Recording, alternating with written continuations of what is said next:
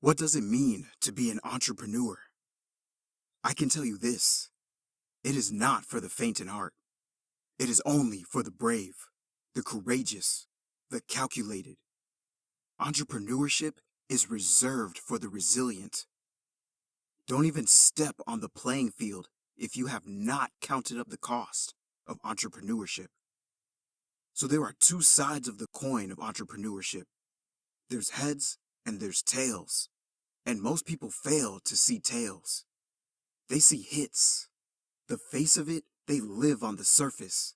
The lights, the cameras, the action, the yachts, the fame, but they don't see the blood, the sweat, the tears.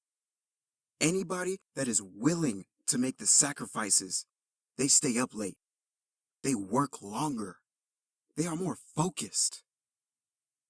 Pay the price and get the job done and finish what they started.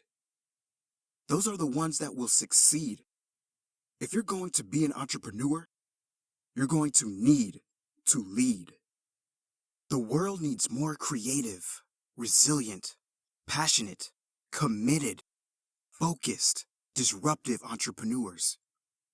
The last thing we need is somebody to come along with another good idea, but they don't have the passion, the perseverance, and the grit to get the job done. We don't need another person that's going to start something and quit in 6 months. Don't tell me you want to step into a room and dominate if you don't have passion. Don't tell me that you want to be a disruptive entrepreneur and you want to step into a room with a new idea and challenge and change the status quo, and you don't have passion. Right now, you may be in pain. Right now, you may be hurting, but if you have vision, you are able to see past the pain and look into the eyes of the future. Your perspective can either become your prison or your passport. It can either arrest you or release you.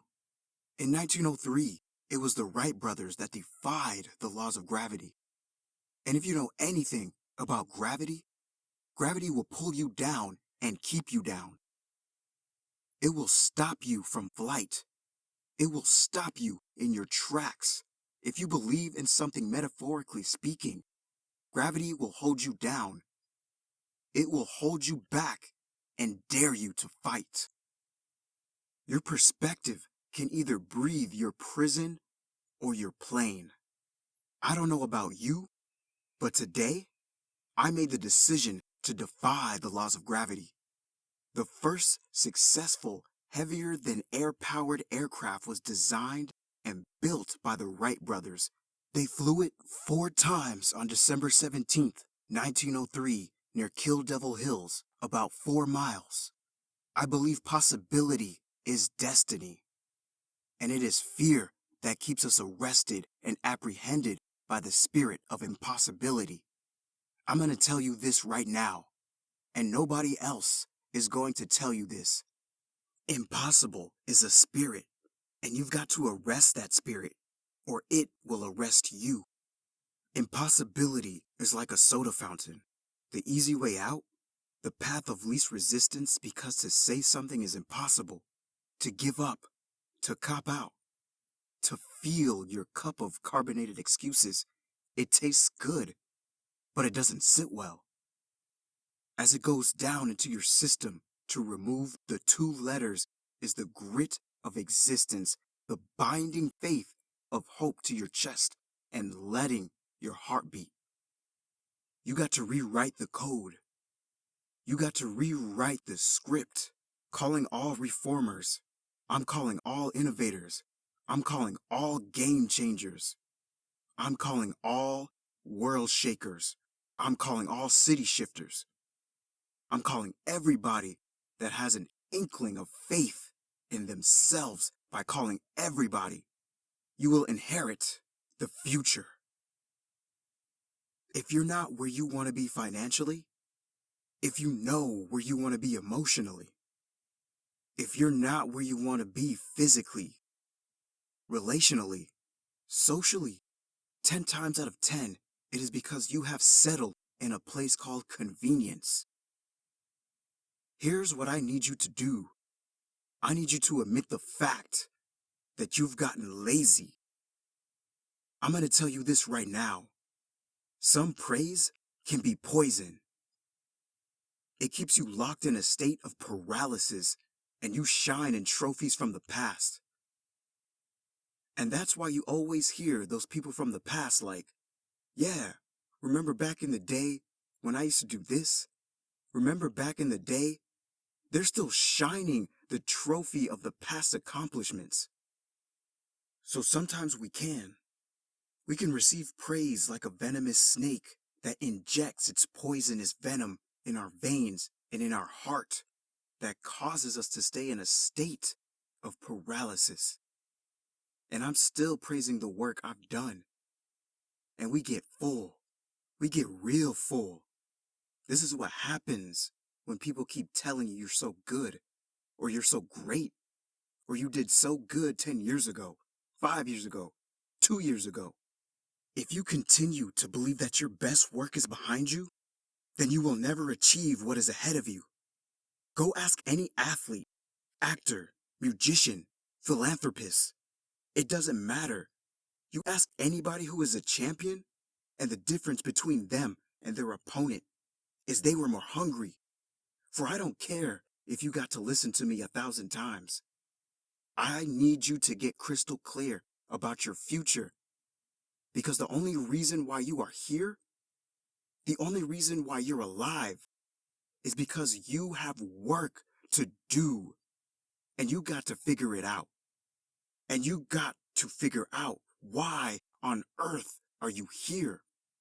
What is your destiny? What is the dream that God has given you? You've got to have like a shark mentality, because if a shark swims backwards, it dies. A shark can only move forward. And so I need you every single day you wake up to smell blood and go after that dream. If there's anything I can pour from my heart, if there's anything I can give you in this moment, my greatest piece of advice is to protect your hunger.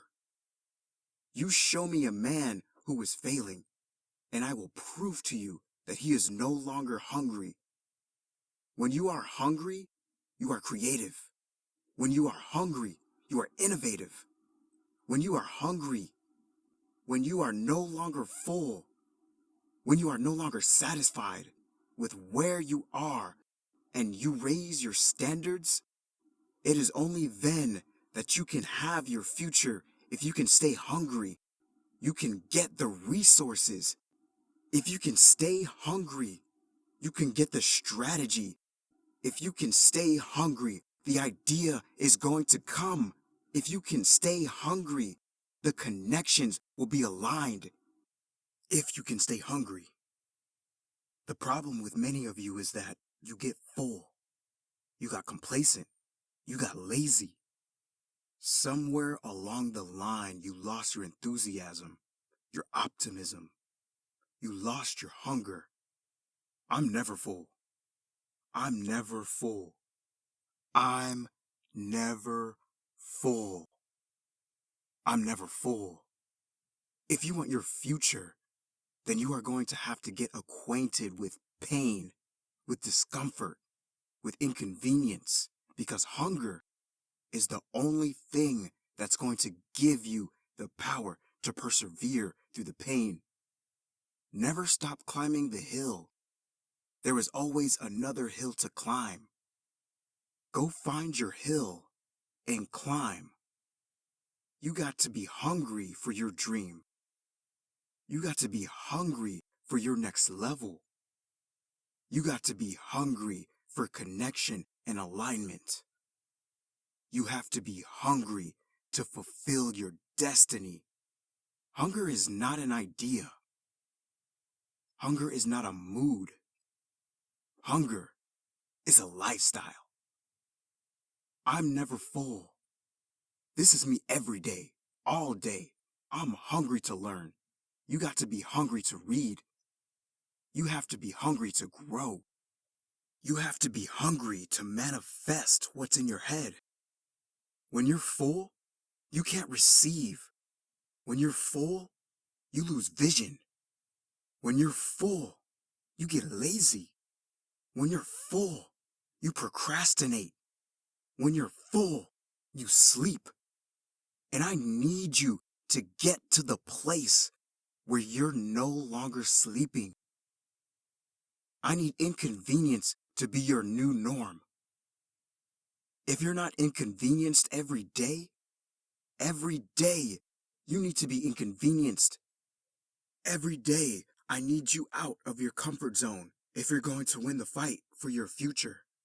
If you want generational cycles broken in your family, if you want to be the first to achieve, the first to get it done, the first to see it, the first to do it, you must stay hungry.